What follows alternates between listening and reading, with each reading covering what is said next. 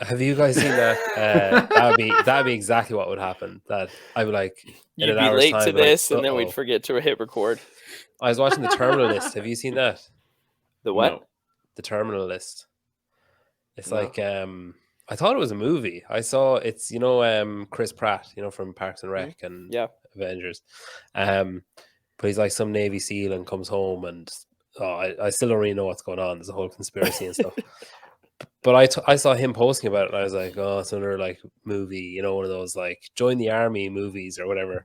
And it's a TV show and we were on the hunt for something and I was like really big into it. And I just happened to, because I have notifications turned off on Instagram, and I just happened to click in and had a message from Travis saying, "Oh, we're still doing this at 4:00." And I was like, "Oh, he obviously didn't get the email I sent." Like classic Travis. And then I was like, "Yeah, I sent you an email." The email that says, "Hey, 4:00." Yeah, right. I like mildly passive aggressively said, "I sent you an email. I can send it again." And I was like, I mean, it's 4:00. I was like, am I missing something? I was like, this says 4. My computer says 4. I was like, did I miss something up? And then I remembered my mental coach is in UK, and the other day we were supposed to talk at like 11. So I messaged her. I'm like, hey, is this happening? She's like, don't we have another hour? And I was like, no, like this is right now. But same issue. Yeah, I messaged. So Brandon Swan is supposed to do this as well. So I messaged him being like, I fucked up. Whatever time you wake up at, jump on the link. So if he does get on, he's gonna be pretty fucking tired if he does get on. It looks like you're drinking a bottle of wine. I'm gonna be honest. No, it's water. It's a very I thought it was like the 1920s era, like hobo on the street, like No, I'd have a brown paper bag. How are you guys? You should put it in a brown bag just for the viewers. Yeah, can you go get a brown bag real quick and put it in there? Yeah, you should do it at the 5:00 interview. We're working a box. I think wine in a box is a different level of aristocracy. That is a thing though. I know it is. You push the little button, don't you? Yep. I remember my mom brought that back from France, Spain, I don't know, somewhere. And it was on like a bookshelf, hanging over the bookshelf. And I just found it like totally normal at the time that there was like a box of wine. But now I find it ironic that it was on top of a bookshelf. Like it's like such a cultured piece of furniture in the living room. And then there's just like a box of wine on it, like a 4-liter cuboid with a bag inside, a metallic bag. I thought boxes of wine were like cheap Target wine. I didn't know that they were like you bring it home. That's the thing. Trip. Oh, well, this was like in the mid 90s. So I'd say it was like the French were like, do you know what these fucking idiots will buy? Le box. So I've written down some stuff, some talking points. I don't want to talk about it. See how this is gonna go. So I kind of thought of this a while ago. I actually thought of this. I had an idea about it a good while ago, and then I kind of forgot about it. And then I was talking to Travis when Travis was on the show. I don't know if you heard that. The common theme. I don't know if you heard that episode. Like, but Travis is on, and for I'd say about 6 minutes, I used Travis like a shrink. I just started talking about my dad. And like loads of stuff came out, and I was like, "God, that was kind of weird." And then he was I don't think I can talk about this. I actually meant to take it out, and then I forgot. And it was only like I was writing the post. I was writing the the Instagram post about it, and I was like, "Oh God, I never took out any of that stuff I said." And then I was like, "Fuck it, like it's out there now. I can't do anything about it." So then that made me like commit. I was like, "Okay, I'll do it. I'll do the episode," because like I'm nervous because I've never done anything. Usually I just talk about CrossFit or whatever sport the person plays or does. So are we going to talk about how you were late? Is that going to be live and recorded so everybody understands that you screwed up? Anyway, sorry, you broke up a bit there, Travis. I don't know what happened. That's the intro. Just kidding. And that's our intro. I'm pretty sure I can edit a glitch into Travis's camera just for that little bit.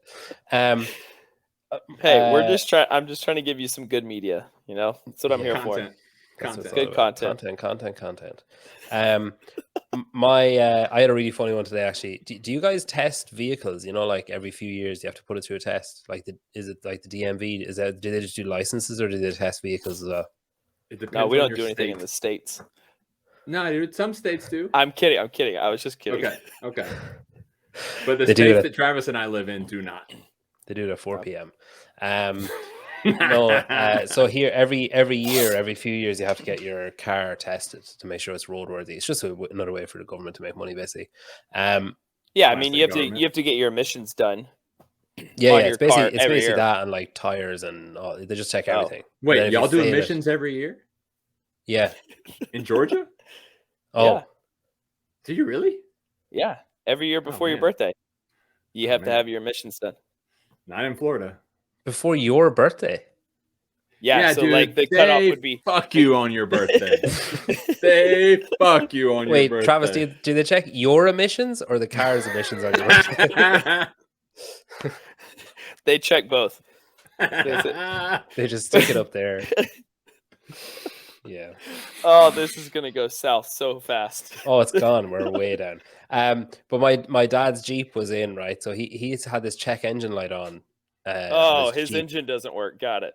Yeah, well, it functions, just not very well. But my brother got one of these, the little plug-in dongle thing, and you can edit you can use your phone to edit. So he was like, just plug it in and turn off the engine light and see if it stays off, because maybe it's just a glitch or maybe there's reset it. Yeah, so that's the fastest way to fix it. I did. I reset it, right, and Dad drove home, and he's like 76. And he drove home and he rang me and he goes, so he like really adheres to the rules of the road because he lives about half an hour away. But he rang me and he goes, the light came on before I took it out of reverse. So he like put it into reverse, was about to take it out of reverse, ping, like came back on. He's like, fuck's sake. So we tried like 4 more times and he was like, it's staying off longer every time, but when I turn off the vehicle and turn it back on again, the light is on. So I was like, look, just put it through the test and then it might tell you on the test like what the issue is. It might say like something is hot or cold or whatever, not functioning. So he gets his slip of paper back. Well, actually, you laugh, but that actually has relevance. So he goes, he rang me and he was like, oh, it failed anyway. And I said, okay. And he goes, it said the engine light was on. And I was like, yeah. Did it say why? And he's like, no, it just said the engine light was on and the engine was hot. And I was like, okay, like too hot.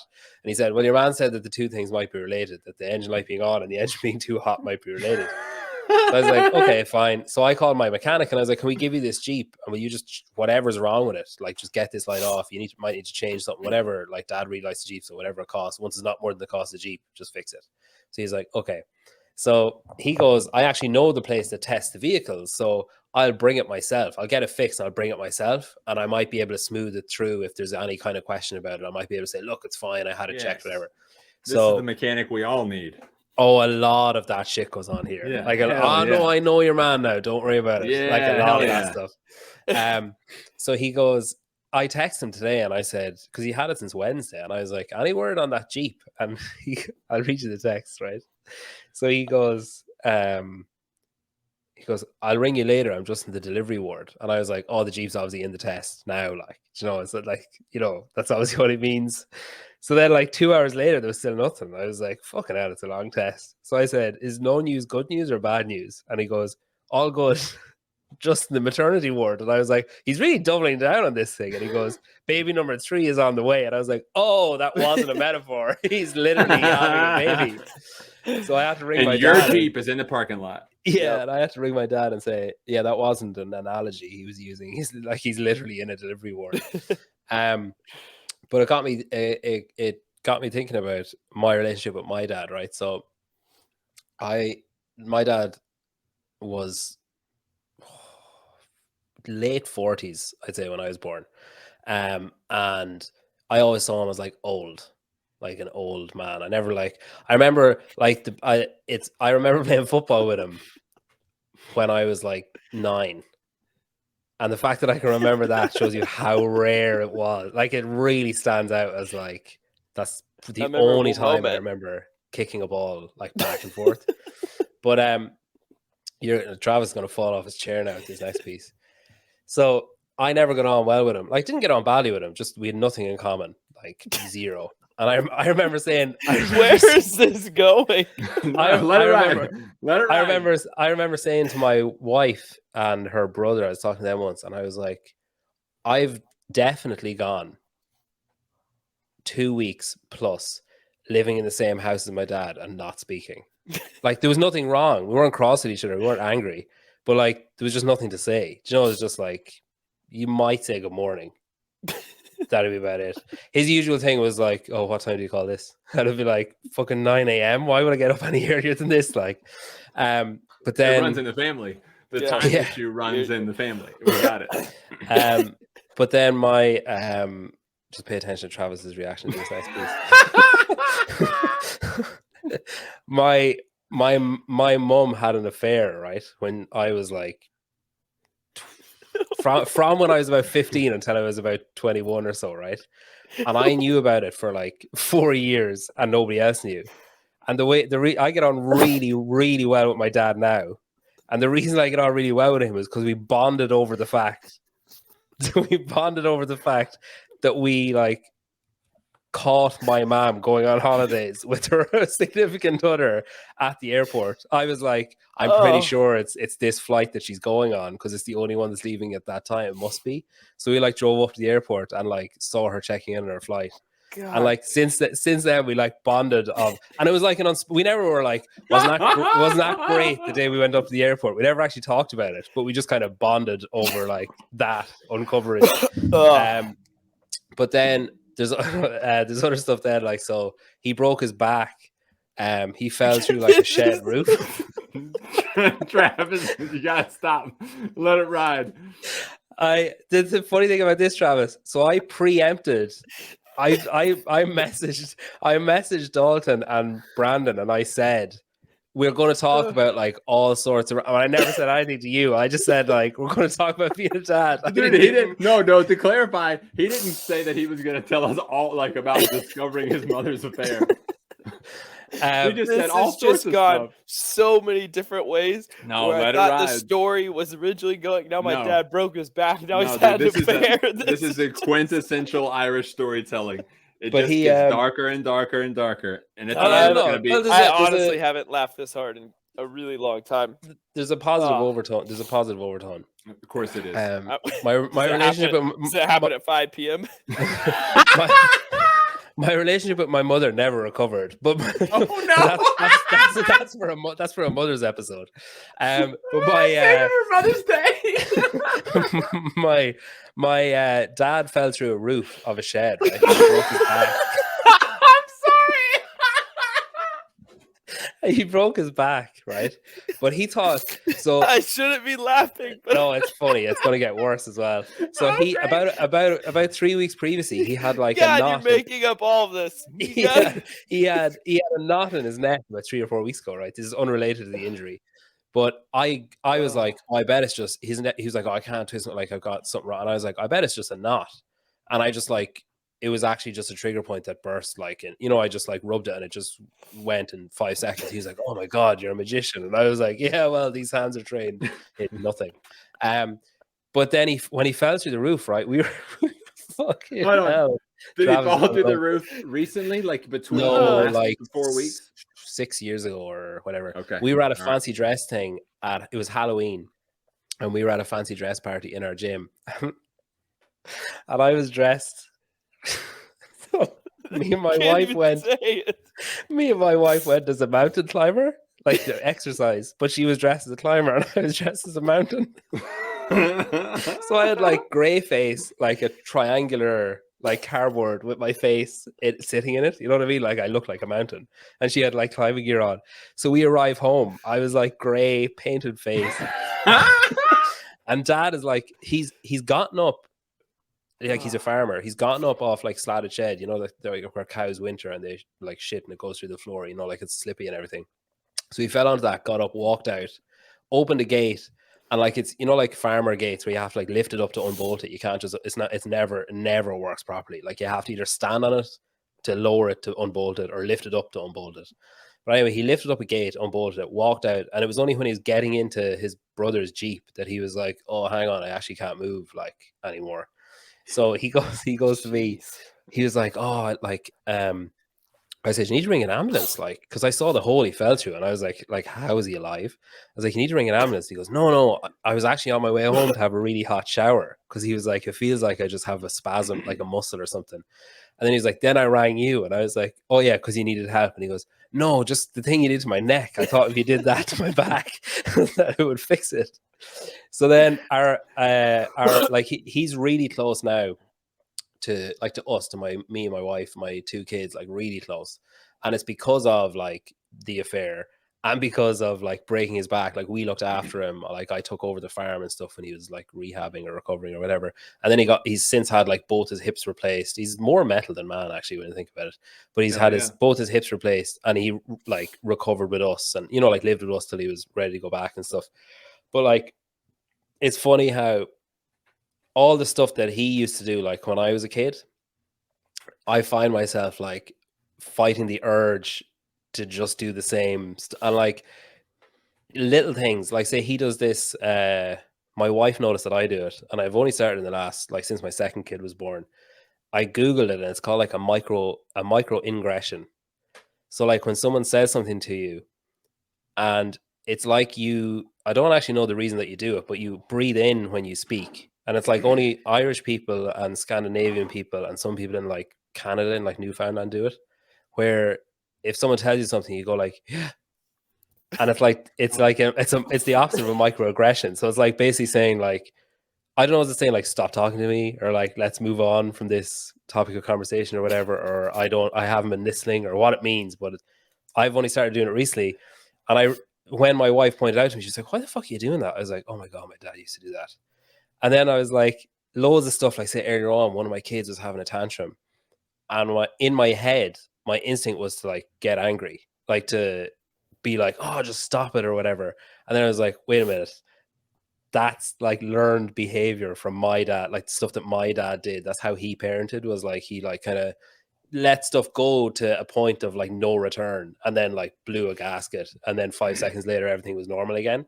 So like my whole approach to dadding is like to try and be what he's like now, say, instead of what he was, like to be like what he's like as a granddad, or like an older parent, I suppose, rather than what he was like. He didn't do anything wrong like when I was a kid, but like there was all like gaps. You didn't talk. Yeah, we didn't talk. There was no like parenting. He like provided, but like that was about it. But then the two of you, like, so like we're not very financially rich. Like we're both teachers, like me and my wife, but we're very time rich, as in like we have a shit ton of time. Like we're home at like, I finish work at 2:40, like every day. Don't work weekends. I have like a week off at Halloween, February, 2.5 months off in the summer, like 2 weeks at Christmas, 2 weeks at Easter, like bank holidays, like every year. So like time wise, we're like rolling in minutes. But like you guys, we're rolling in seconds, baby. But yeah, but you have to be the opposite of that. Like, so rich, Travis, we have to be rich. No, yeah, you're time poor. Like, as in, you're not as time poor. Hang on. Hey, I think you don't know me. You don't know me. Yeah, you don't know if my life. Yeah, you don't know if I got rich time, poor time. Well, I'm just thinking, like, so say, like, when you do you ever feel guilty, Travis? Like, say, and I'm not saying that you should, but do you ever feel guilty, like, prepping for games and being like, oh, I have to switch off from everything for these 4 weeks, or I have to, like I have to zone in? I mean, I think it varies, right? So my wife's a teacher as well. So can I just say that was 17 minutes to ask that one question? That's the longest.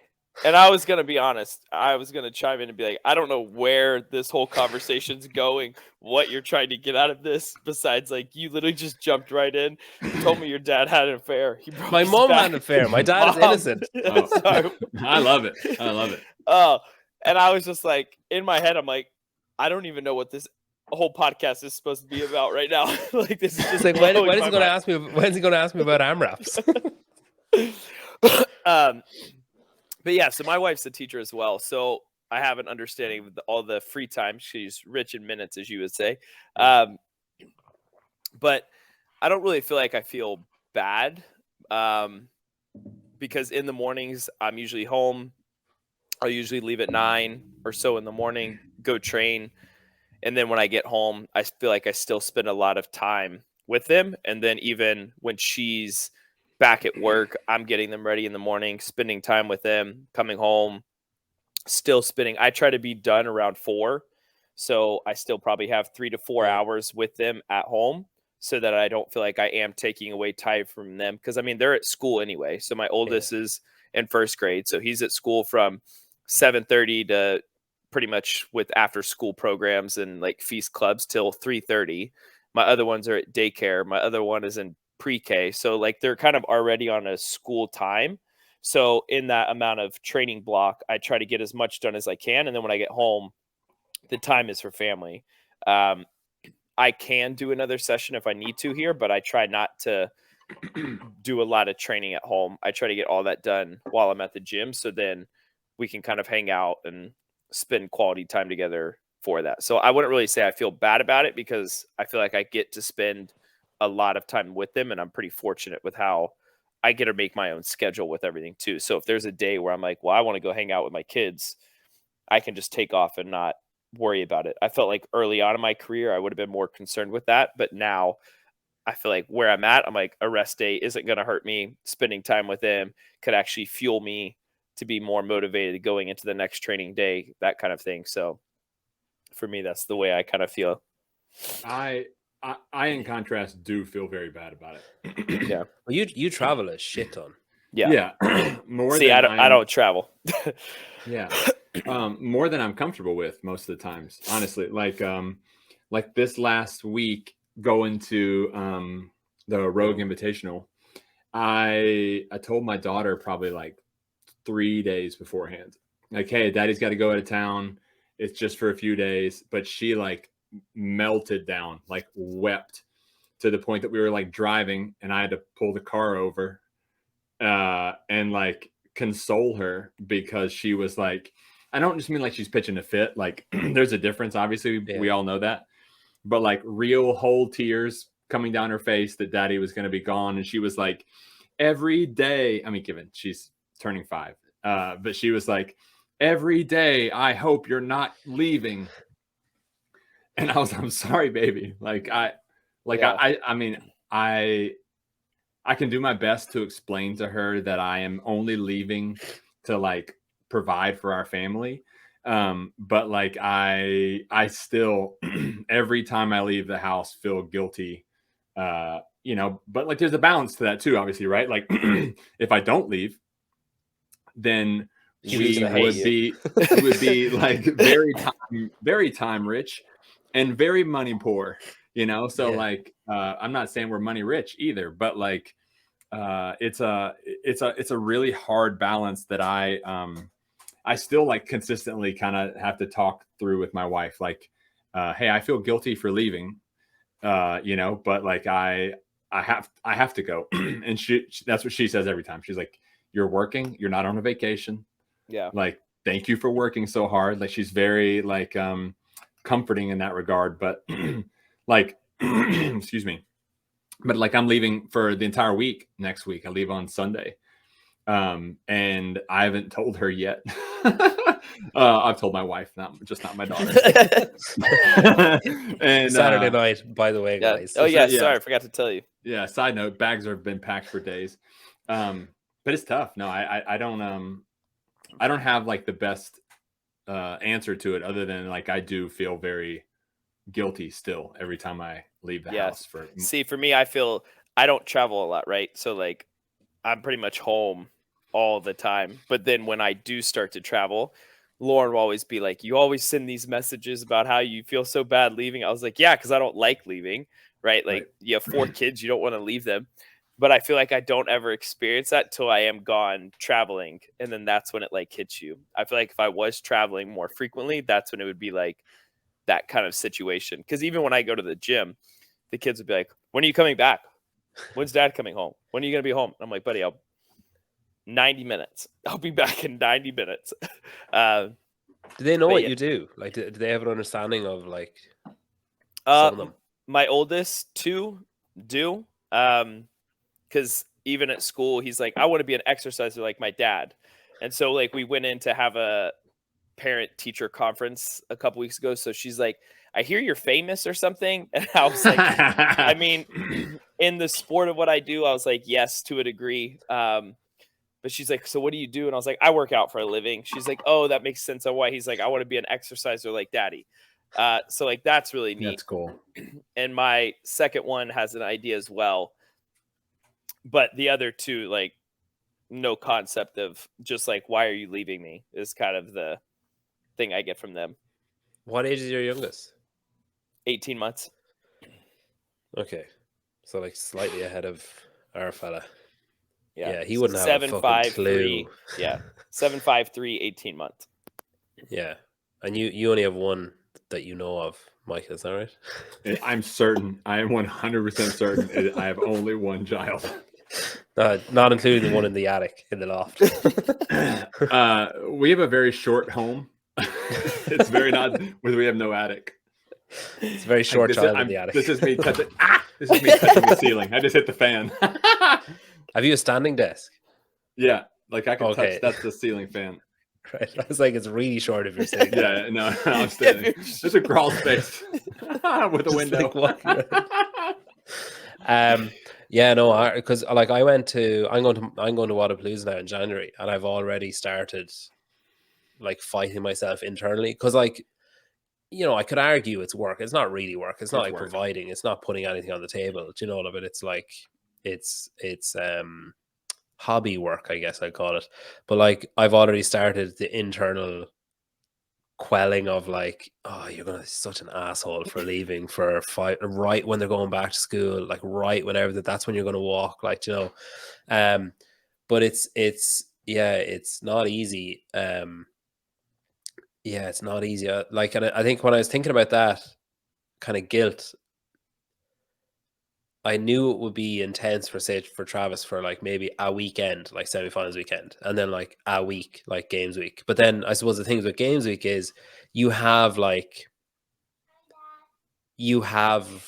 end. You have like, okay, it's going to be shit for 8 days, but then it's going to be like dead time for a month, or, you know, like, oh, here's Brandon. Nobody talked about his mustache. What's up, man? Good morning. How are you? So I fucked up. I'm the good. East Coast have not instituted daylight savings time yet. You dressed so like a dad.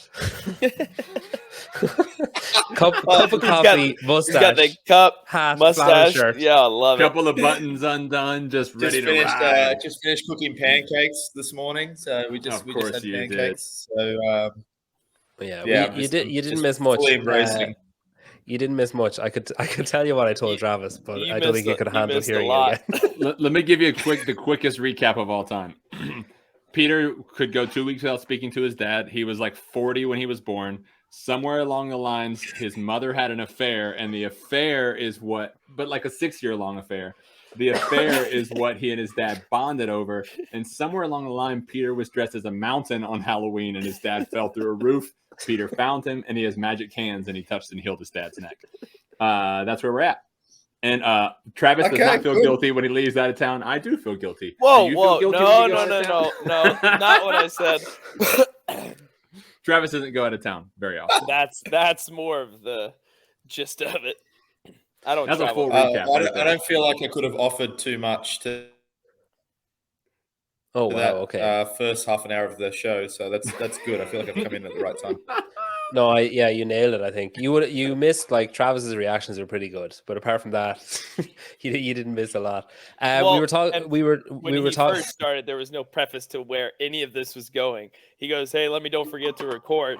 Then just starts talking about how his dad fell through a roof, and like you have no clue where the story's going. Do you know what the funny thing is? I was sitting in the car earlier on. Not like anybody asked him a question. He just started and went on the rant. It's like, on Woody, when you pull the string and he just like starts. I was sitting in the car earlier on and I was thinking like, how do I start? Like, how do you start a conversation that's about that you want to be like, that you want people to open up a bit and you want people to maybe like talk about their childhood or whatever. And I was like, I know what I'll tell them. And then I was like, there's no way to preface it. There's no way to like slowly ramp up into my mother had an affair and we caught her at the airport. Like you can't really just like, ease the handbrake off into that. Like, so I was like, fuck it, just rip the Band-Aid off and go for it. You did. We were talking about guilt, Brandon, before you got here. And so you're kind of an interesting one because up until recently you wouldn't have had any really because most of your training and everything was at home, and you were like recently, you should be guilt free. you were essentially a stay-at-home dad, like more or less, apart from like competitions. You were like you were the lead parent, we'll say, for much of the, because your wife works in education as well. So you were a stay-at-home dad, lead parent for much of the school year anyway, we'll say. But then it changed, so now you're gone. Well, you're on shift work, I guess, but you were gone for quite intense periods of time doing like your fireman Sam shtick, with training with the academy and stuff. You obviously knew that was going to be different going into it. Like you obviously knew like, oh, I'm going to be away and that's a bit shit. Like, did you like preface that with him or anything, or did you just say like, going out tomorrow and then like come back like 5 days later? Yeah, I mean, he's at that age where I think as long as he had something taking up his attention span, he's pretty good. Like I know he goes to daycare a couple of days a week, and we drop him off at daycare, and the drop off is always tough. And then you start walking away, and he's already off playing with someone. He's like, oh no, forget about them. This is me now, and I'm playing with these kids. And he forgets about us until we come and get him. So I knew he'd be fine, but it was a huge adjustment for me actually. Going from being the stay-at-home parent and being home all day to then being out of the house all day. And similarly, when I was really busy, I didn't really notice it. So like when I was at the academy, it was just go, go, go the entire day. And I wouldn't think about it once. But on the way there in the car and on the way home, which was about over an hour car trip either way, I'd really notice it and struggle a little bit with it because it was, for the first 2 years, we spent most of our waking moments together. So it was a huge adjustment for me. In terms of feeling guilt, for me, what I really noticed, not that I'm training anywhere near as much now, but when I was still training quite a lot, my son's toy room is actually right next to the garage where I train. So I've got the garage set up where I am now, and then next to it is my son's toy room. And I'd be out, in the garage for 3 hours or whatever, and trying to focus. And then you just get this kid who like presses himself up against the window, and Daddy, and that made me feel really guilty. So like I had that a fair bit where it was like, oh, I should go up there and play with him, but I've just got these XYZ to finish. I'll get this done first and then head up. So there was definitely moments of guilt around that, and still to this day, it doesn't matter how long a time I'm down in the gym, if it's 5 minutes or an hour or whatever, if he comes down or wants to hang out, you definitely have those moments where it makes you question what you're doing and if it's worth it and all that sort of stuff. And for some people it is, and for others it isn't. Like for me, it was a huge sort of decision around like competing and all that sort of stuff, and training and volume and all that was that factor of like, weighing up what was worth more to me at the time. And for me, I decided that, I was at a point where I've probably achieved everything I could achieve in the CrossFit space from a competitive standpoint. Anything I'm doing from here on out is probably just for my own ego and for my own enjoyment, which is fine. But this, parenting and fatherhood and time with my son sort of takes precedence. So that kind of has guided my decisions around training and competing and all that for at least the last little while. And I know everyone's very individual. So I wouldn't like Travis, for example, is my hero. Like, I don't know how you do it. Like, you're still competing. You got 48 children. And like, it's insane. And hats off to you. And it's awesome. And if I could still compete and everything, and I felt like it was worth it for me, then I probably would. But I've come to the decision with this stage of life that I'm in and a new career and all that sort of stuff. It's not. So you know, every situation is very individual and different. But that's kind of where I'm at with it. So, but the guilt sort of played a big part in that. In a roundabout way, go all the way back to what we were talking about earlier.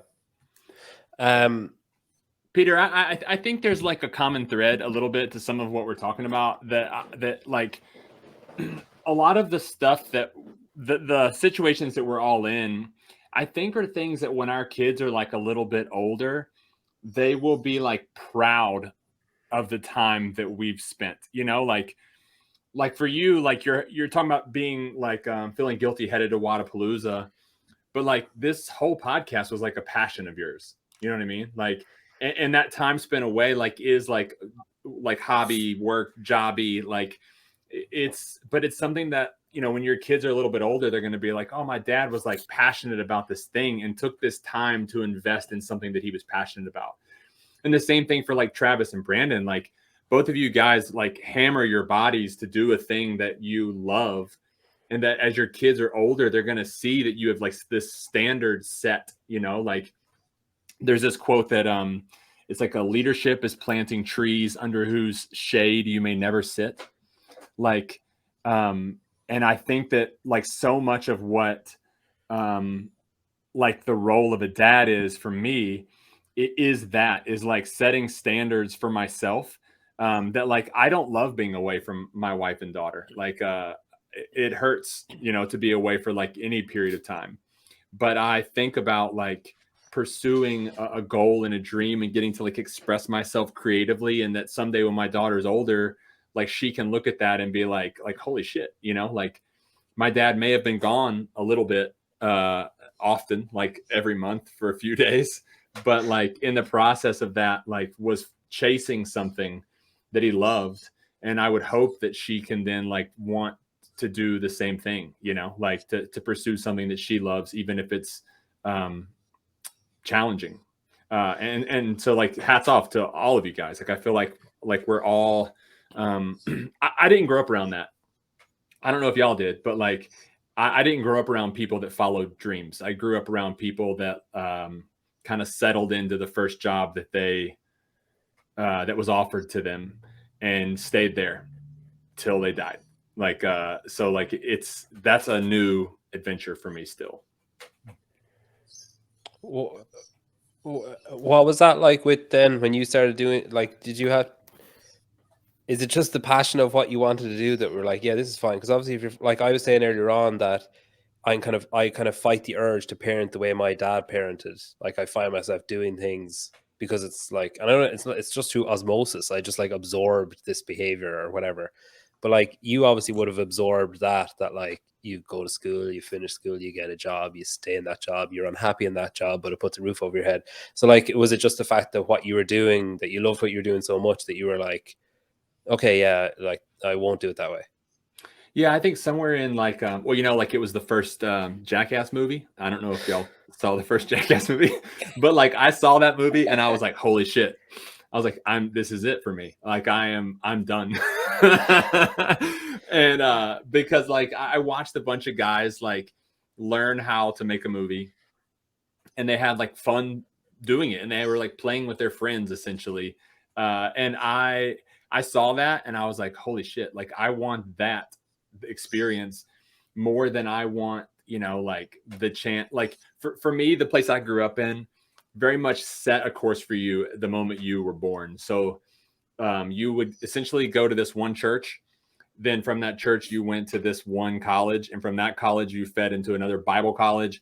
And then you came back from that and you kind of plugged yourself into the town, you know, whether it was working at the church, teaching at the Christian school that everybody went to, like that was the system. And the moment in high school where I saw Jackass 1, and probably it was probably a sin to watch it. But the moment I saw that, there was definitely like a breaking up period, I think, between like me and the town that I lived in, and like distancing myself from a lot of those things. And that probably offended some other people, because I started distancing myself from, even without knowing it, I was just like, I'm out of here the first fucking chance I get. But like to your point, like I definitely have found osmosis parenting, where like I just am doing the things that I was taught and that were shown to me. But in counseling one day, my therapist was like, how your parents parented is not the ceiling for you. He was like, your job is to become a better parent than either of your parents were. And I was like, holy shit, like in my mind, they were like, they did it. Like, I'm alive. I made it this far. And so that he told me that probably a couple of years ago. And that has been still a challenge, like thinking through, and the example that he gave me, because I've lost my dad, he was like, we were talking about Power Rangers that day in the same conversation. And he was like, you need to create a parenting, like a Megazord, like where all the Power Rangers come together to fight Frieza or whatever she was. No, Frieza, that's Dragon Ball Z. I don't remember what the bad guy's name is. Oh, I can picture the big, like, Mr. Freeze, Arnold Schwarzenegger. Yeah, that's the one. That's it. Yeah, that's the one. But essentially, he was like, you need to create a parenting Megazord, and don't tell the people that you're adding them to your Megazord, because they're not going to understand. But like, just constantly be looking for attributes in other people, and other dads and moms, even, of like how you want to parent. So that's an ongoing process for me still, of like meeting somebody and seeing how they're raising their kid and being like, oh shit, okay, like you're in my Megazord. You don't know it, but I got you, bitch. and I'll parent the way you're parenting. That's actually really funny. So I wasn't going to bring this up, but there's a nice opening. I like to keep kind of closed off, Travis, as you know. But there's there's obviously a reason why I asked the three of you, and I had someone else as well. I had a fourth guest, I guess, but it didn't work out timing wise, ironically enough. But the reason that I asked the people that I asked is because, like, you guys would be, and I know I don't know you like extraordinarily well, but just from the bits that I see and the bits that I hear about you and stuff, would be like, oh, I'd take a bit of that for a Megazord. Like, I see the way Michael is with his daughter, and I see like the stupid shit they get up to, and it's like, like sometimes with my daughter, I get in danger of being like too serious or too like, like, oh no, don't do that, you get hurt, or like, no, like that's, let's just read a book, like let's just sit on the couch and read a book because it's safe or whatever. And then I see Michael like, building an escape ramp in his backyard and like doing stupid shit. Obviously I want Travis's libido and ability to like look at his wife and get her pregnant. No, but like Travis, like when I had Travis on the show a few weeks ago, I was like, Jesus, like he's been in the sport so long and like nothing has dipped, like nothing has suffered because of, like, his business hasn't suffered, his family hasn't suffered, his fitness hasn't suffered, his ego hasn't suffered, his like character or personality or the way he engages with people hasn't suffered. It'd be really easy to get weathered and be like, fuck this, I don't want to do this anymore, like talk to people about it or that kind of stuff. And then like I see the way that he is with his kids, well, the bits that he shows anyway, when he comes home from competitions or when he's, like all that kind of stuff, or just the day-to-day stuff. And the same with Brandon. I see his, like, he essentially set up, like, he's not getting thick with his kid now. His kid is shouting and he's not reacting. He's just like, that's fine, buddy, you just do you. I was once on a call with Brandon.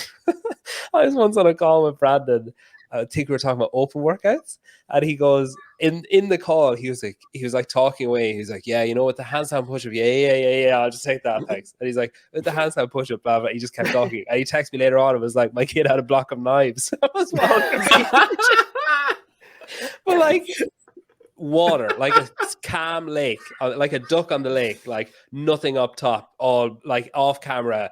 Give me the fucking knives. Like all the cameras, just like the hand. You really want to break those up early. Now, I'll take those. Thanks. Yeah, you really want to break. He's like, but like it's the same thing with Brandon. It's like the calmness around stuff, and like, you know, he's essentially set up a business now to help other people who are in the same situation as he is. Like, you know, being a bit more time savvy or time economic, I suppose.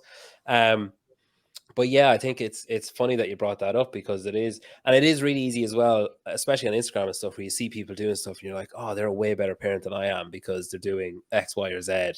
But then like off camera, they might not be taking the block of knives off their kids. Like they might just be saying like, yeah, fuck it, whatever. The camera's not rolling. Do whatever you want, buddy. Like have a finger. I don't care. What you didn't see after that was the roulette wheel I set him up on, and I was taking the block of knives and just like throwing. Teaching him a lesson. No. Punking them. You didn't blindfold yourself though, because that would have been a bit fucked up. Travis, you're the most recent parent of the three of you. I'm obviously more recent than you are. Mine is only one. But when the babies are born, what role did you take up? Because I remember listening to someone talking about like this what was it called? Like language of love, like how you tell someone that you love them. So some people is like servitude, like where you take out, you know, I take out the bins. Of course I love you. I take out the bins every day. Or of course I love you. I, you know, do the laundry, or I wash the car, or whatever. Yeah. Other people, it's like, you know, actions, affection. Yeah. All that. I firmly camped in servitude. Like I was like, I can't do that stuff. I can't breastfeed, obviously. I can't. Did you try? Oh, numerous times. Like there was days where I would have done anything to just like no, but there was like, obviously I couldn't do, there's the immediate, like say a couple of days, you're like, okay, and I can get you, whatever. But then I found as the kids got older, especially the second one, I got it harder to get out of that, like harder to just go back to normal, because I was like, I'm really comfortable here. Like I'm really comfortable just picking up after them and, you know, tidying stuff and that kind of stuff. And then with my son, it took a long time for me to like properly bond with him, because I was kind of like accidentally found myself as like the help. And I don't think my wife saw me that way, and I don't think he saw anything anyway. He's a blob. But like it took a long time for me to be like, oh look, he likes this and he likes this thing and doesn't like this, and you know, he has a bit of a personality coming out, and he likes when I do this and whatever. Because for so long I was just like, oh, I'll just put on his wash his clothes, and you know, like that kind of stuff. When because you obviously have like 48 kids, like Brandon said, but when your kids are, when your most recent child was born, say, was your role to like take as much slack as possible from the others and like kind of ease that side of things, or like how does it work when there's a busy house? Yeah, so I mean, we've always kind of had, my wife and I, a very good balance between like who handles what. So like with the first one, it's fairly easy, right? Like there's two of you against one, you can kind of like split up. She can go nap whenever you can take on the other one.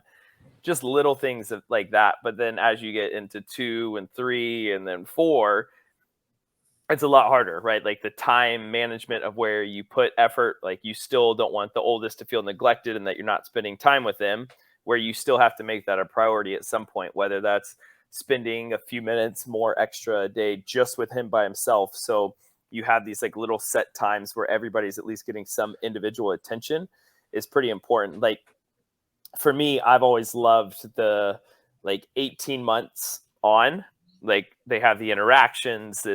They're playful, they're laughing, they're smiling, they're running around. That kind of age for me is a lot of fun, because I feel like that's when I can then start to parent, right? At the early phase, I feel like I'm not really needed. It's kind of like the feeling, right? they don't need my breast.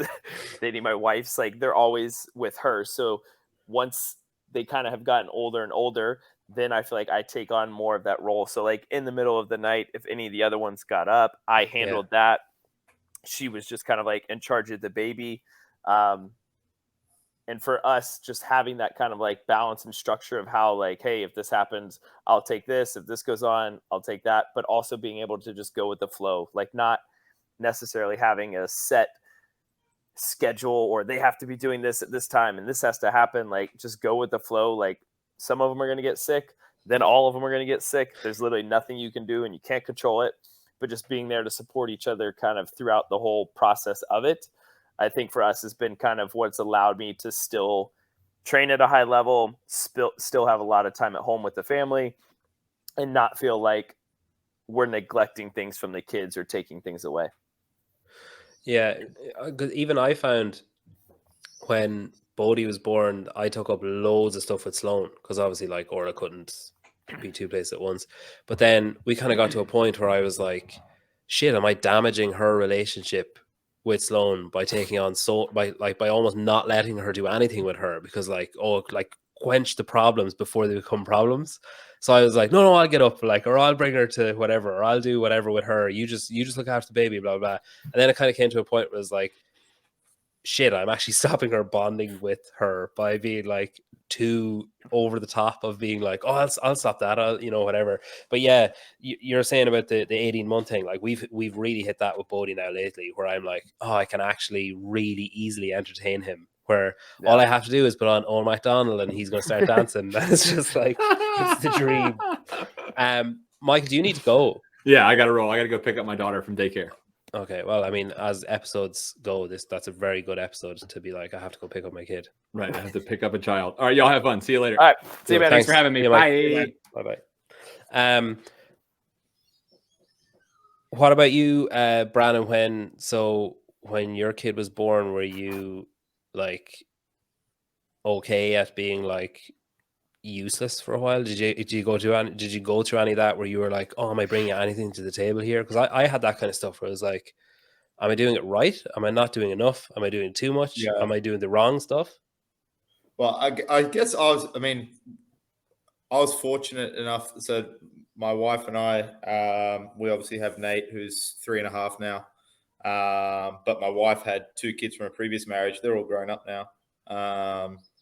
So, she'd done it all before. She kind of, she knew how things were going to go to a degree. Obviously, every child's different, and every pregnancy is different. But I had a lot of information at hand and a lot of experience at hand to help me through it the entire way.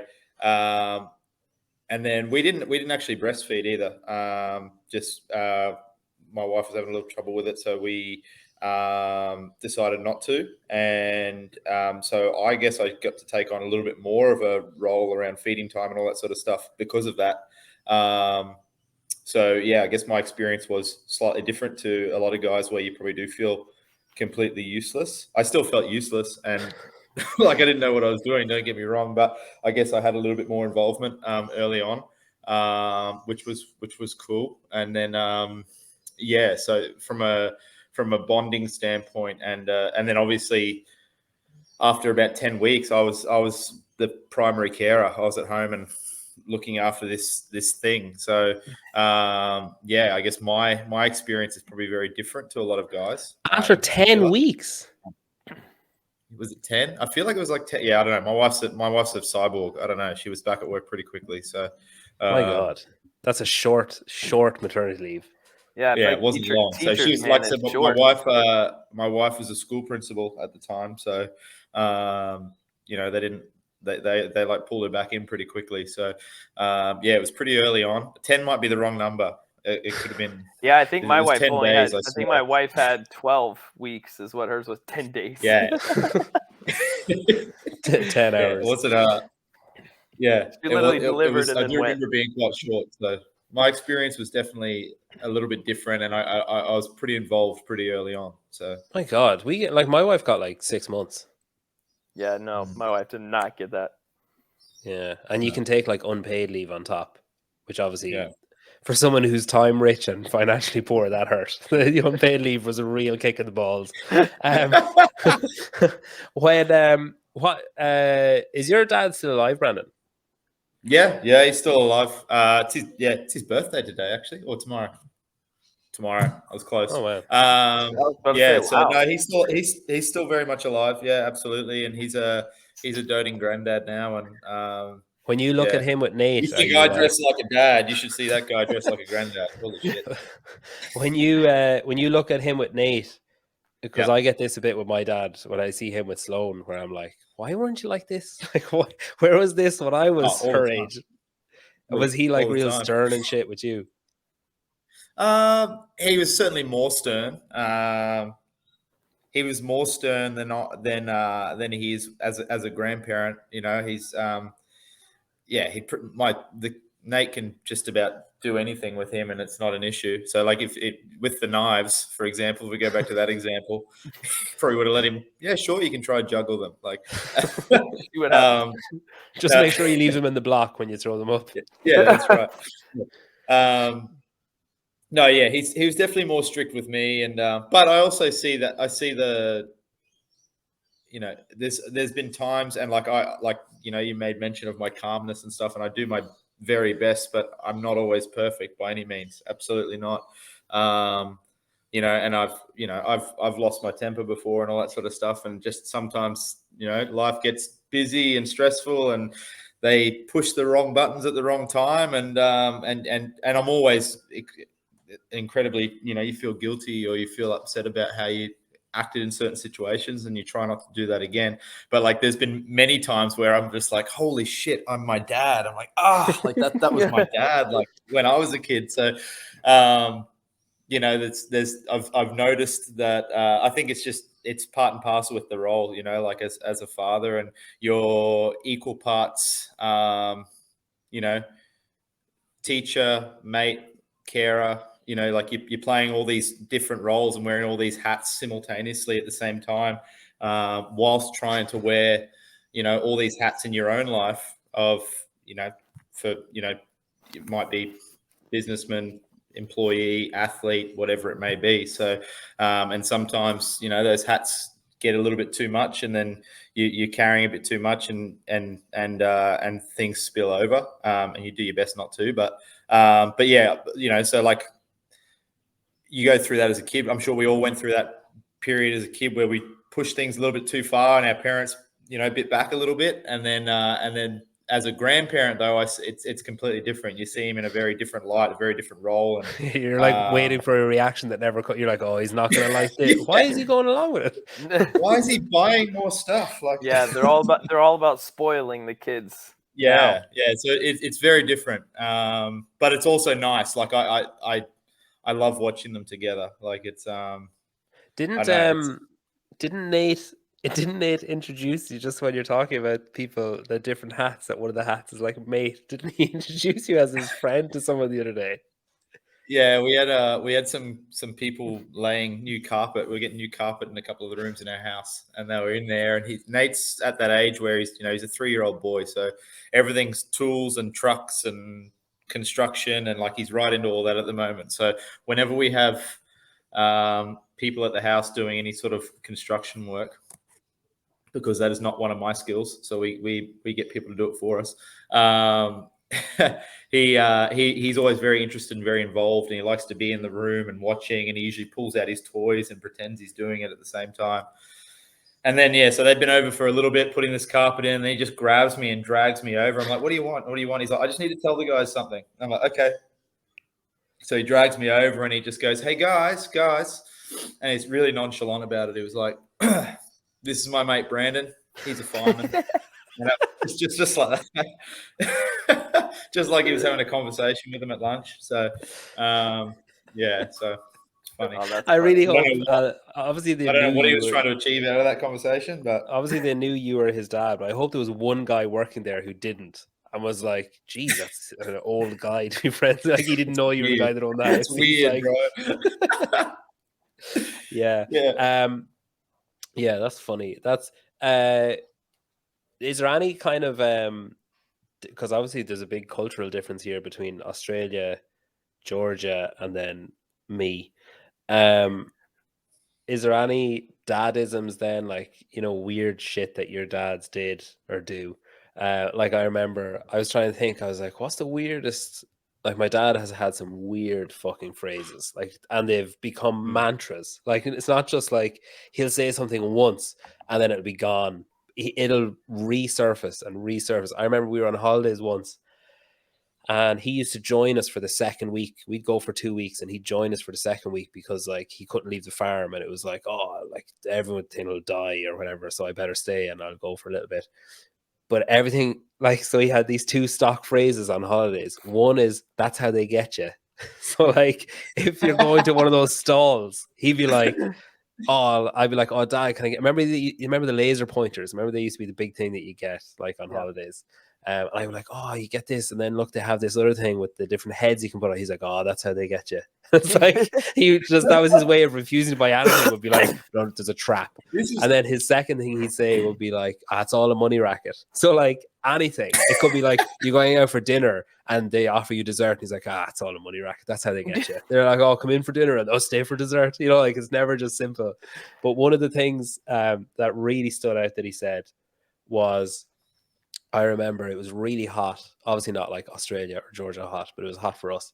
And I was like, we were doing something on the farm and it was like labor intensive, whatever it was. And I remember coming inside and I was like pouring a glass of water, like from the faucet or the tap or whatever. And I was like, oh, do you want a drink? And he goes, no, you don't drink water. It makes you thirsty. And I was like, what? And he was like, no, you don't drink water. It makes you thirsty. And I was like, that doesn't make any sense. I was like, it's the opposite. It's been proven that it's common knowledge that it's the opposite.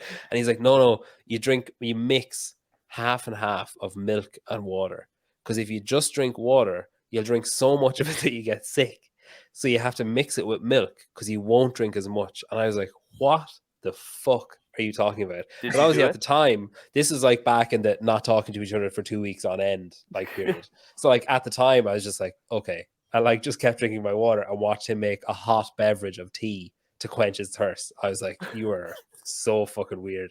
But, like, he still sticks by that now. He's like 76 and he comes over for dinner like every Sunday. We have a roast. He comes over and I'll put water on the table and he never fucking touches it. Like, he never drinks a drop. I don't know where he gets his liquids from. Like, it's just tea and coffee is all he drinks. He's like refuses to drink liquid. Like, does anything. He ever do the milk and water trick?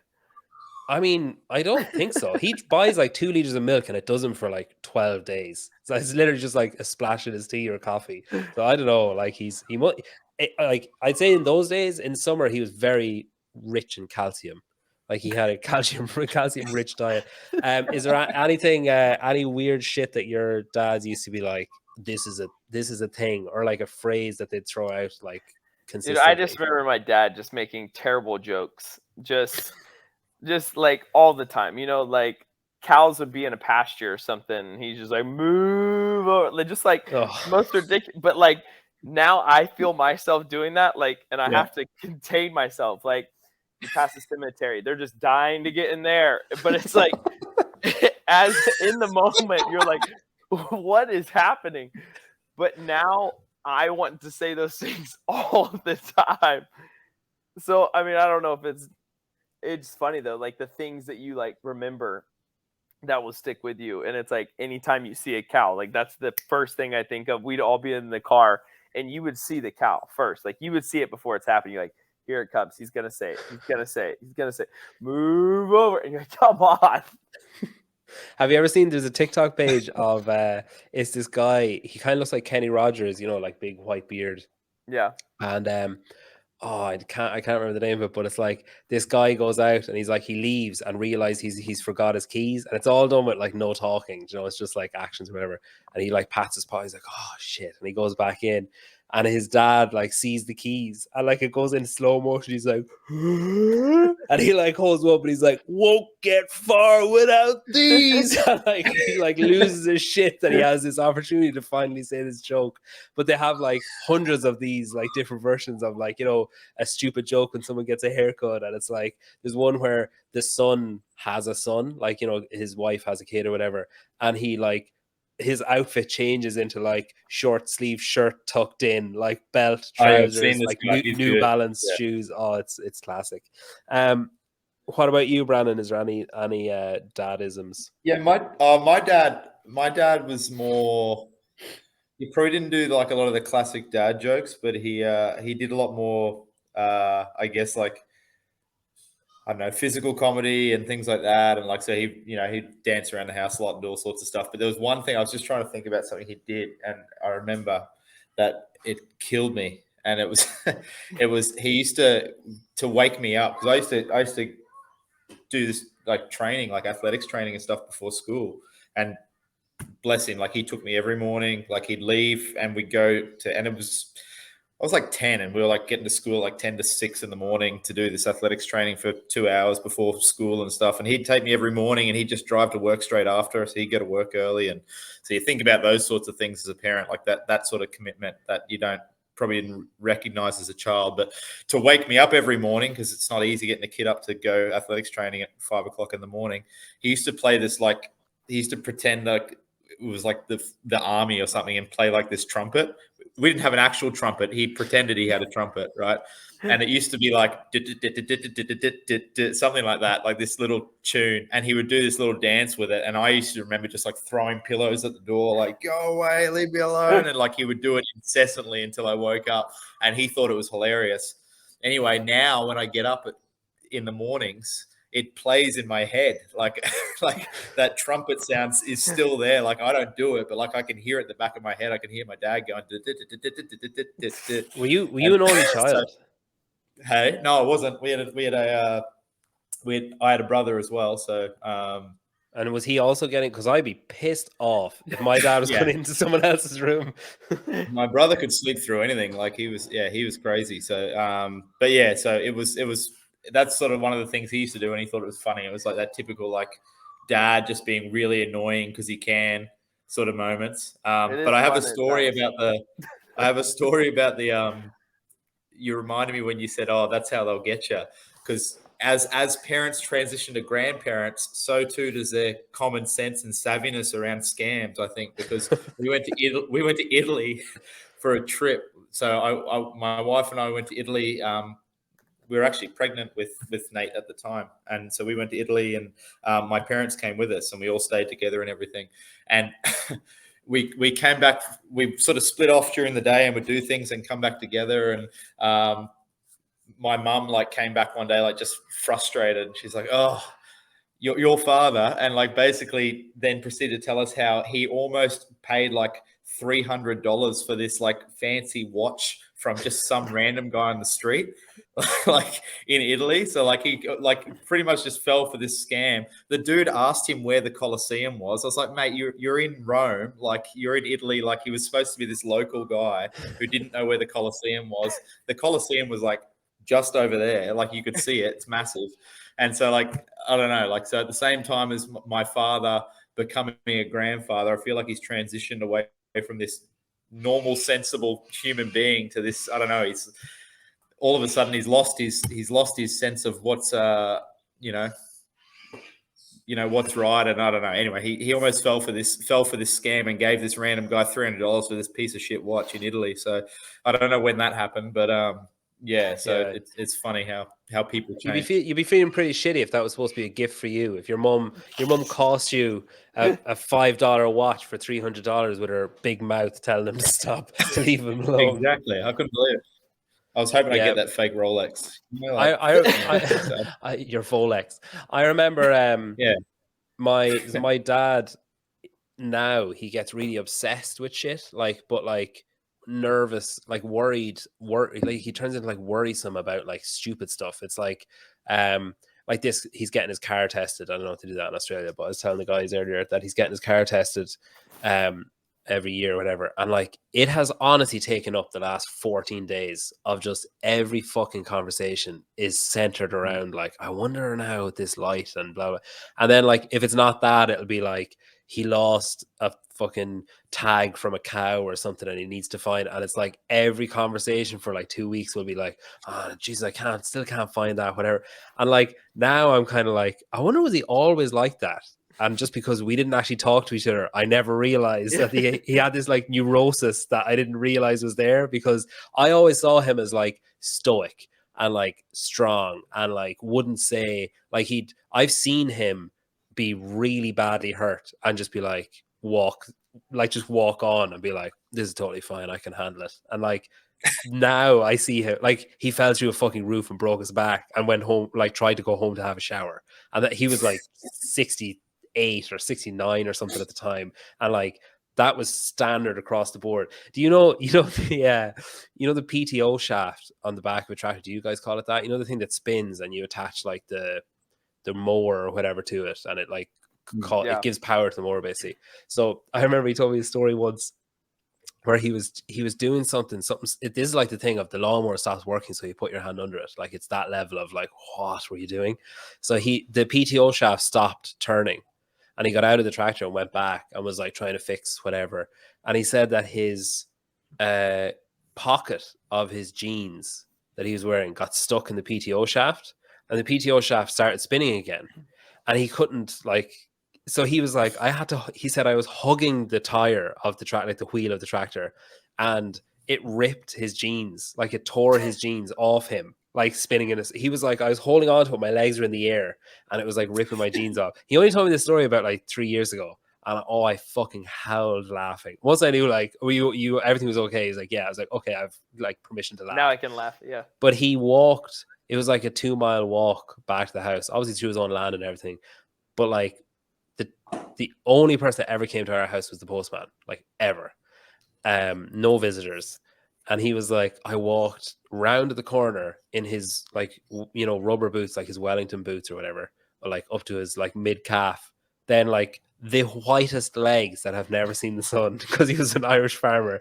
And then like just like Y front like underwear. And he was like, the postman was like sitting there with a parcel to be signed for. I was like, where are you coming from? Like, what were you doing? Like, who were you with? What's happening? And he was just like, PTO shaft, like just like this, like PTO shaft, the tractor. And I like walked off. But like, I lived with him at the time, and like never knew that story up until whatever, like about a year ago. But I always saw him as like really strong, stoic, like never complain, never like, obviously bottled up probably too much stuff. But with your own dads, did you when you became a dad, did you change like how you saw, like Brandon was mentioned there about, you kind of don't think about those 5 a.m. starts when you're the one being brought places, you're just pissed off that you're going somewhere at 5 a.m. or whatever. But like when you became a dad, say Travis, when you became a dad, were you kind of like, oh, I kind of get now why he did that stuff, or like I get that I would have been annoying when I was in this phase? Yeah, I mean, I feel like it's one of those things as well, right? Like, it's hard to really realize it and understand it till you're in the situation. Like, you don't understand really how much your parents did for you as a kid growing up until you're like put in this situation of like, okay, now I have my own kids I have to take care of, and like the sacrifices and different things they did for us growing up. So like, even, I mean, my parents never forced us to do really any sports. Like if you wanted to pursue it, they let you pursue whatever it was. So like, I mean, I would go from so many different areas. I went from hockey to basketball to baseball to cross country to track to then finishing out in motocross. Like I literally did everything. So I mean, the fact that they like allowed me to do all of those things, and then on weekends take me to the track, drive up during school days to go to these tracks and ride, and like have that experience of kind of like a lifetime that I'll never forget. Those memories is something that I want my own kids to be able to carry over into their life, right? Like I feel like, so my oldest, he's done soccer, he's done baseball, he's done lacrosse, he's in cross country right now, and he did gymnastics. So I'm like, just let them explore and figure out what they're good at, what they want to do.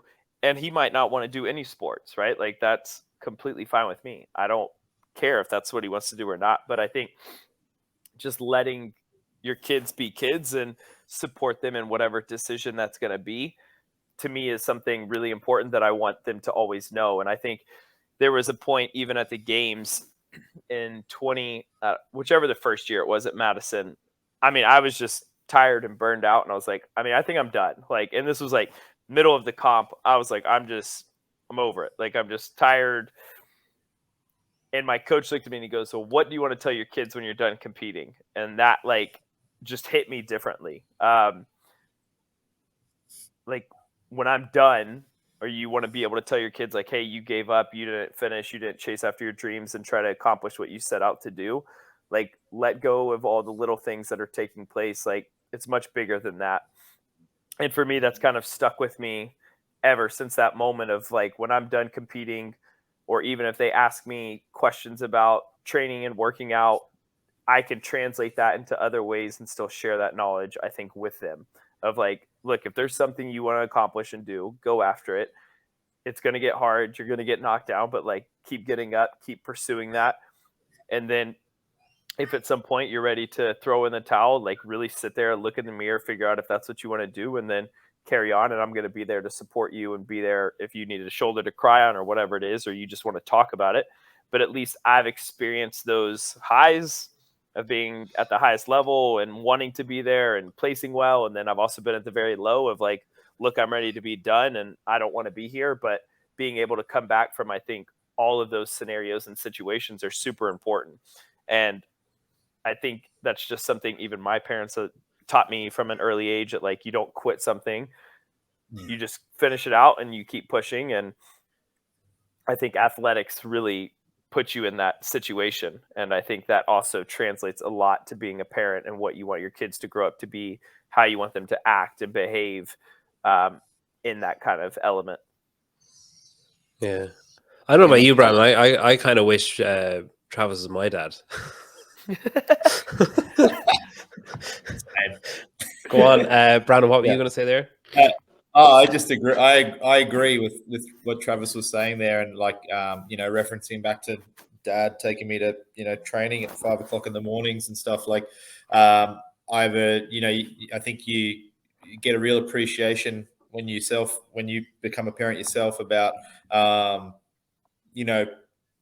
being that sort of that blend of kindness and nurturing and love and care, but also needing to be the teacher and needing to set an example and teach lessons in what you're doing. So like, as a kid, I was much the same as Travis. I was never forced to play sport. I was never forced to choose what I wanted to do. Or like, it's not like they were like, you're going to play rugby. Like, I wanted to play rugby and I wanted to do athletics and whatnot. And I did those things. But, my dad was like, you can do whatever you want and we're happy to support you. But if you start, you're going to finish. Like, so like that's, there was that lesson of like, and that's where like the athletics, 5 a.m. sessions or getting up early in the morning, so it comes from is like, as a parent, even though like, your kid goes, I want to play soccer or whatever. And then as a parent, you're like, oh, good. I've got to fit in like 3 training sessions a week. And I'm going to be at,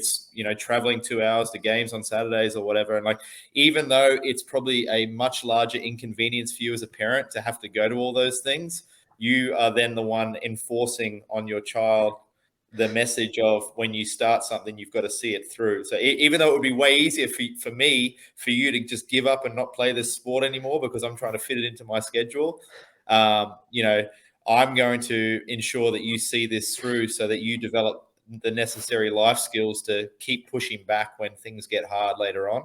I have such a huge appreciation now as a parent for what my parents did for me in that regard, because I feel like the stoicism I carry through to certain aspects of my own life and the determination and willingness that I have to, grind through, even like on a micro level, you take and, something we can all relate to, you have a workout that's incredibly difficult and it's, you read a workout on paper that you got in your training, you're like, oh, that's going to be really hard. And then on top of that, your day is really, really hard or whatever it may be. And it's getting to like 4 p.m. in the afternoon. You still haven't done it. And you've got to get through it. And it's going to hurt. You're not at your best. And, having the mental fortitude to be able to just show up and get through it and do the work, that's built very early on, I think, from the lessons that you're taught from your parents around how to handle,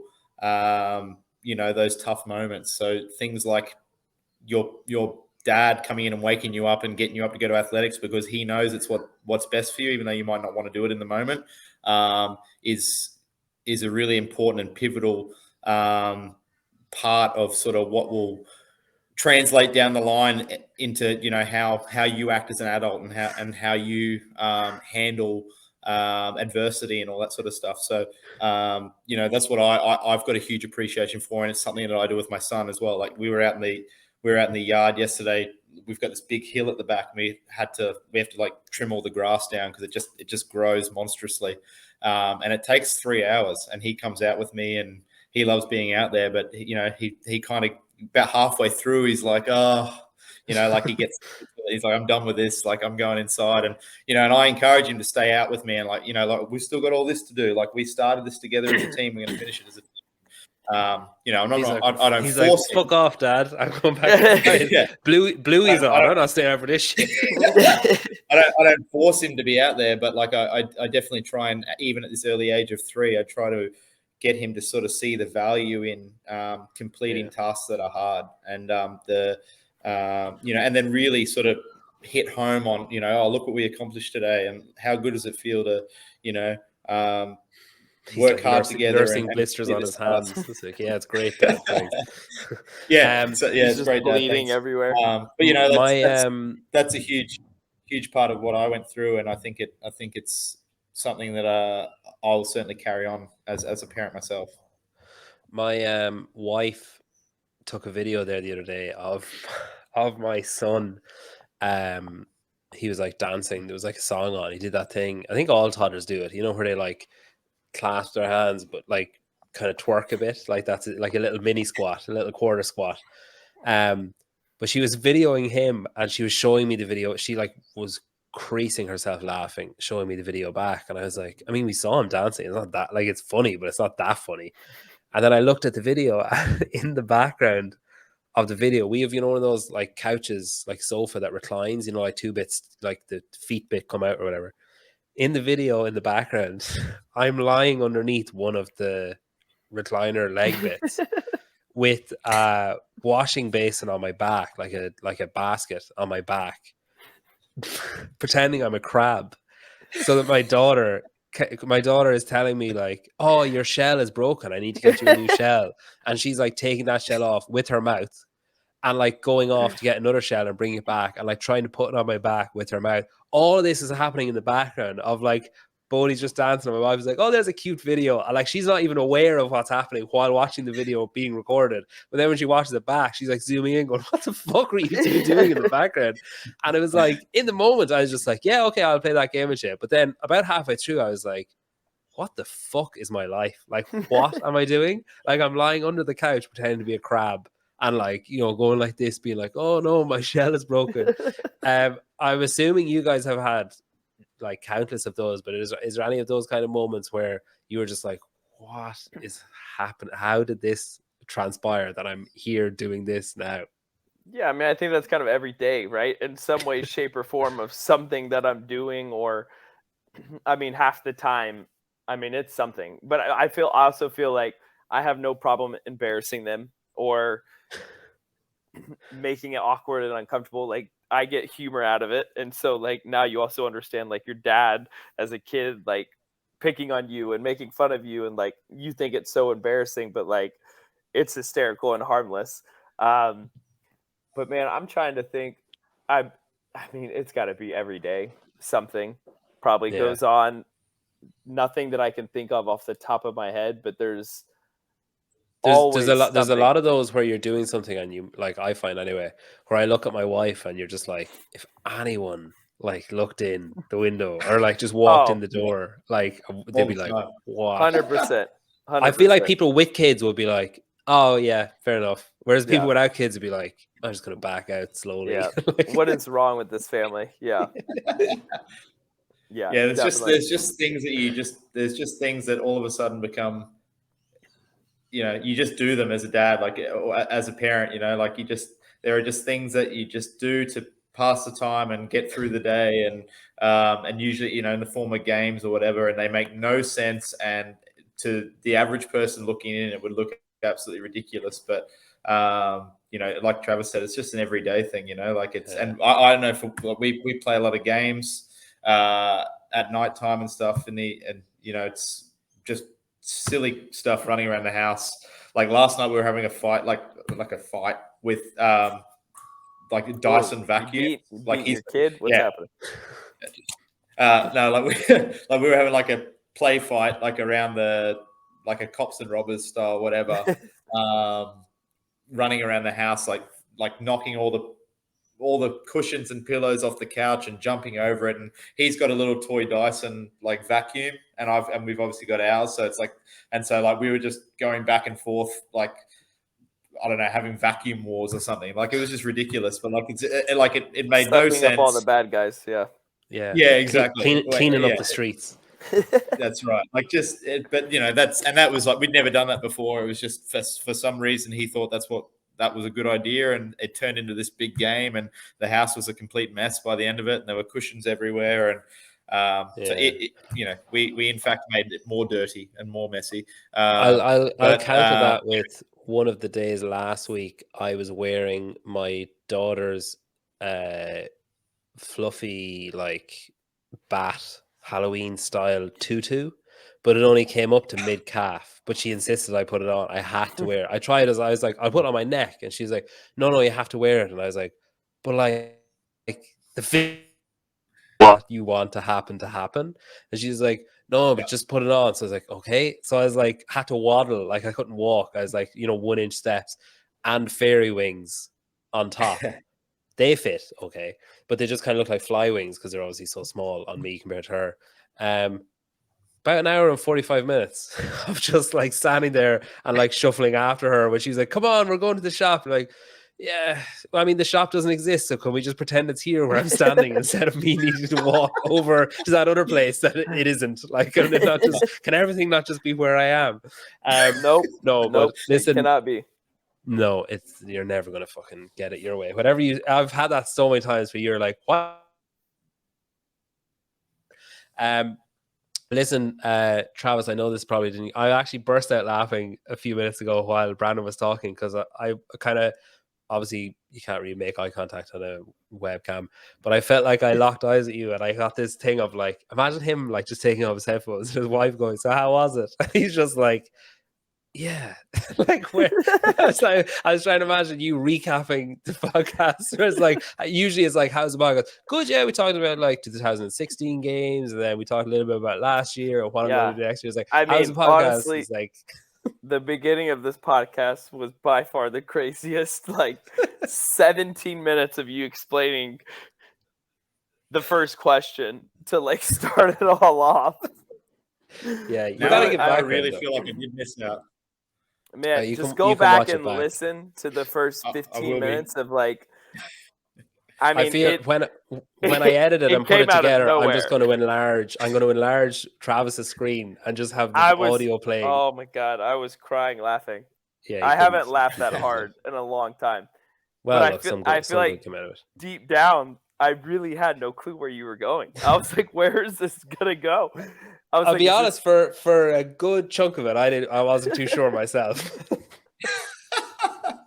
It was just happening, and I was like, hopefully this is gonna go somewhere. But I mean, I was like, is he making this stuff up? I was like, is this real life of like actual things? Because you're like, he fell through the roof. I was like, this can't be real. I was like, this can't be happening.